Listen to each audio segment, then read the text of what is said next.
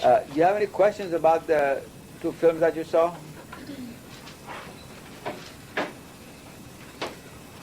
It's really very difficult to have visual material for a course like this, which is at the same time exciting and at the same time exact. But then, and at the same time, it's very necessary to have some visual material to complement what is said intellectually and verbally and mentally, especially to see the constructions and creations of pre-modern science and technology. I think that's quite important.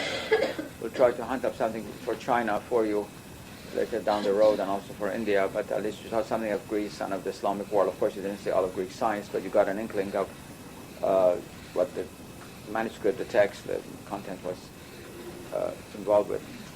In fact, we've been spending today and Thursday discussing together Greek science, but we shall do that, first of all, through the eyes of the philosophical schools that began to discuss nature and from which so-called hard science was born. In fact, they're inseparable. Greek science is inseparable from Greek philosophy. And anyone who says anything else doesn't really know what he's talking about. There's a lot of positivistic historians of science who would like to separate the two, but it's absolutely impossible. Greek science is either mathematics or natural philosophy, both of which were branches of philosophy as classified by Aristotle. So, and all of the Greek scientists were also philosophers, to some degree. It's a question of extent and degree, including Euclid, who was a Pythagorean philosopher at the same time.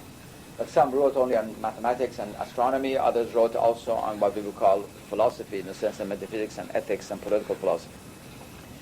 I want to say one more make one more statement about Greek religion, Greek philosophy and science, in a sense, being born out of the cadaver of the Greek religion. That is, in a sense, out of the vacuum created by the withdrawal of the divinities from the world. I already discussed that with you last time. The doctrine of Moira, of Physis, is very, very essential, of nomos, Greek ideas which are foundational to all Western science to this day, although guised in different ways. There's one more point that remains. I wanted to mention for you because it's a very good example. Those of you who have studied modern materialism, although the word materialism is not problematic, but there's no matter left in quantum mechanics, but the philosophical idea of materialism is very much alive, very, very much alive. Always had the idea that, in a sense, everything is made out of matter.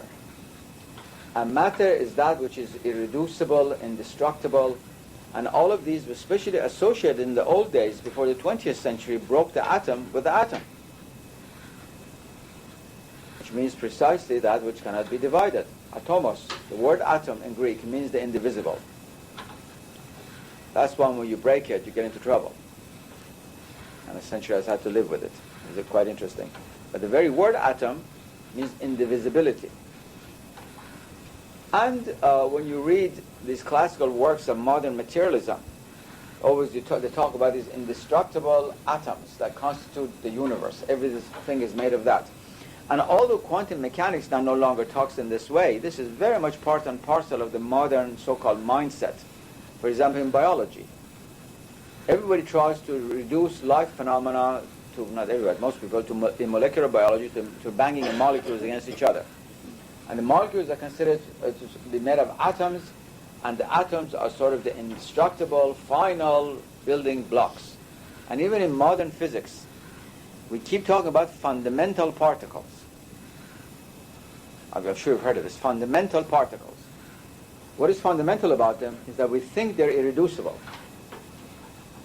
Like protons, electrons, neutrons, neutrinos, and then whole, as they say, zoo of other particles that have been discovered in the last 20, 30 years. And they're characterized by their irreducibility and indestructibility. Now, where does this come from? This comes from the death of Greek religion, of the Olympian religion.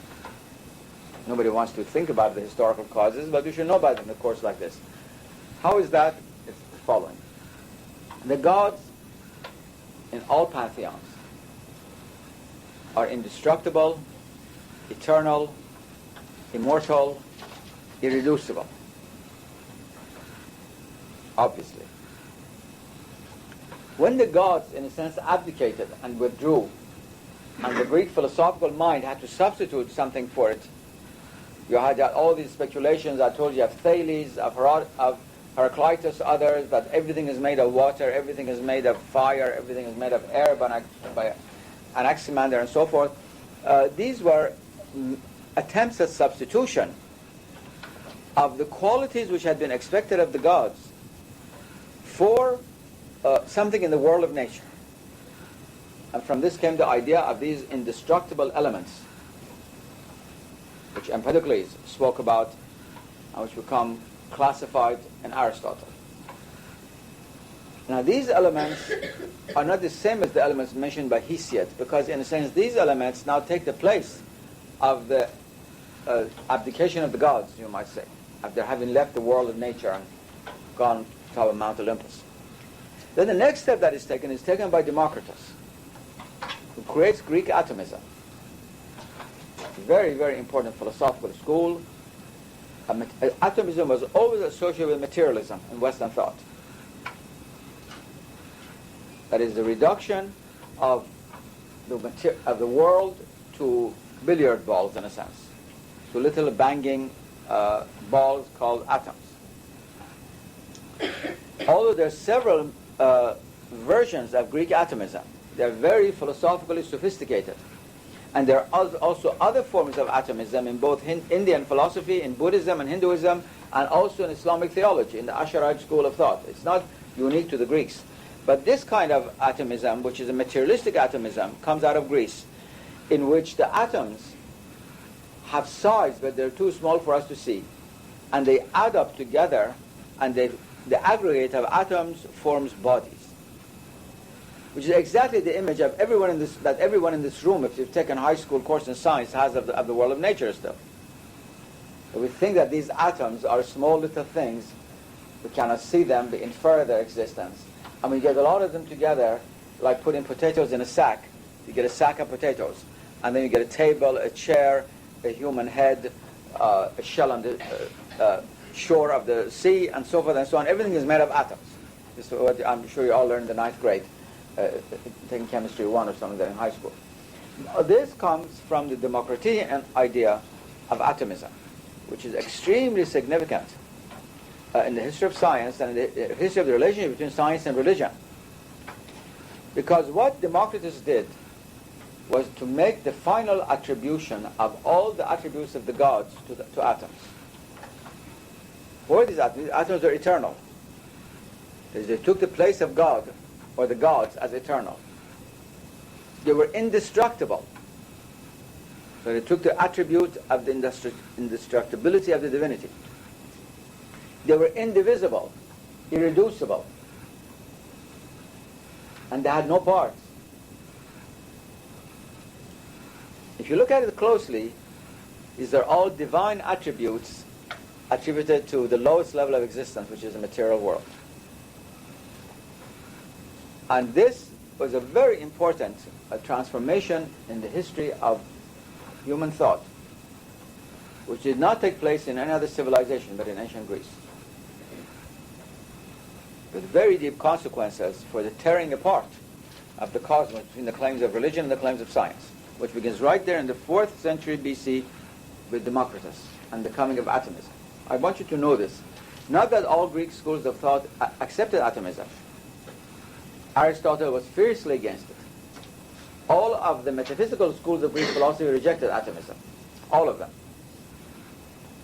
Without doubt and without exception. And later in the history of the world, you have the introduction of a religious atomism, you might say. So you have Hindu atomism, which is extremely interesting. We'll point out to that. But which is a non-materialistic atomism in one of the schools of Indian thought. We're going to get to that next week, or a couple of weeks down the road. In Islam, as I said, you have the famous atomism of the Ash'arites and the Mu'tazilites. All of Kalam, that is Islamic scholastic theology, so-called, considers the world to be constructed atomistically, that is made of units. But that's a very different kind of atomism. It's an atomism whose atoms are without dimension. They're points without dimension, so they do not have quantity. So it's atomism without quantity. And that view is in order to open up the world for the direct will of God to act in all things. There's a very different purpose. It's a religious atomism, you might call it. And it's because of this that in the 16th century, we should get to that later on, but I shall have to mention it for you because the idea of atomism now goes into your mind right at the present moment. In the 16th century in Europe, while there was a big debate going on between atomism and continuity of matter, which goes back to Islamic thought, which goes back to Greek thought, suddenly they came up with the idea of the atomism of Moses. Moses, the prophet Moses. And the idea that atomism, in fact, was revealed by God to Moses. And a lot of people who were founders, really, of modern science of chemistry, including Boyle, they believed in atomism with a kind of religious veneer because of its Mosaic origin, as if it were like the Ten Commandments. So it's very, very interesting. But that's an exceptional chapter in the history of atomism. A Democritean atomism, and by the way, Democritus has nothing to do with democracy. I don't think he's a great man because he was democratic. It has absolutely nothing to do with democracy. Of course, you know what democracy comes from. The word means the rule of demos, of the people. Instead of the rule of God, the people take over God's position. It has nothing to do with that, but many people think that Democritus is the origin of democracy. It just happens to be his name, Greek philosopher and scientist. Very, very significant figure. There's no doubt that Democritean atomism, with the different schools that came out of it in Greece, and then later on in the Renaissance and in the 17th century, was always wed, except for these few episodes that I've mentioned, to materialism. And most religious thinkers opposed it very, very strongly throughout the history of Western thought. For example, Sir Isaac Newton, the founder of modern physics, about which I shall have a lot to say in this class later on. He was a very pious and religious man. And he was, in a sense, very unhappy with the materialistic and mechanistic implications of his own discoveries in physics. And he had a very ambivalent and unhappy attitude towards atomism, which you see in his book, The Optics, and many other works of his, and letters written, exchange with Clarke and so forth. And all of these people who were founders of modern science, those who were pious and religious, somehow tried to create a kind of correlation between atomism and God's will in the world, a la Ash'ari, although with a very different type of background, of course. But that's precisely because atomism lent itself so easily to a building from below. All cosmologies in history and all philosophies really can be divided between two, those which descend from above and those which ascend from below, in a sense, including Darwinism, all modern materialism, all, in fact, materialistic philosophies of the 20th century, which negate the divine principle. Because we are human beings, we walk in the street, we talk, there's intelligence, there's art, they have to explain these things. So it all is built from below. And today, the most powerful instrument for that is pseudo-philosophy, pseudo-science called Darwinism. We shall deal with that extensively in this class later. I call it pseudo-science because it's a philosophy, it's not a science. It has nothing to do with science, really. Science makes use of an ideology, and that's what many scientists do not. But the idea that there is basic soup or primordial soup of molecules, called by physicists soup of molecule. And this soup, like your mother is making a broth, gradually gets thicker and thicker, and gradually from these four different configurations of atoms come out, and then they cling together by some miracle, and then they produce this first life cell, and the life cell ultimately becomes Albert Einstein, and so forth and so on. All of this is building from below, right? It's building from below. In the sense below, what does the word below mean? That means from the material side, from the lower level of reality. Juxtaposed to that are always philosophies in which reality descends from above. That is from a divine, ultimate, universal principle, whether you call it Ishvara or God or Tao, whether it's personal or impersonal, that's besides the point. Whether it's a personal God or impersonal reality like the Tao, which is the origin of all things in Chinese philosophy. These are two opposite and contending points of view concerning the nature of reality. And they're as much with us today as they were in the 5th century BC.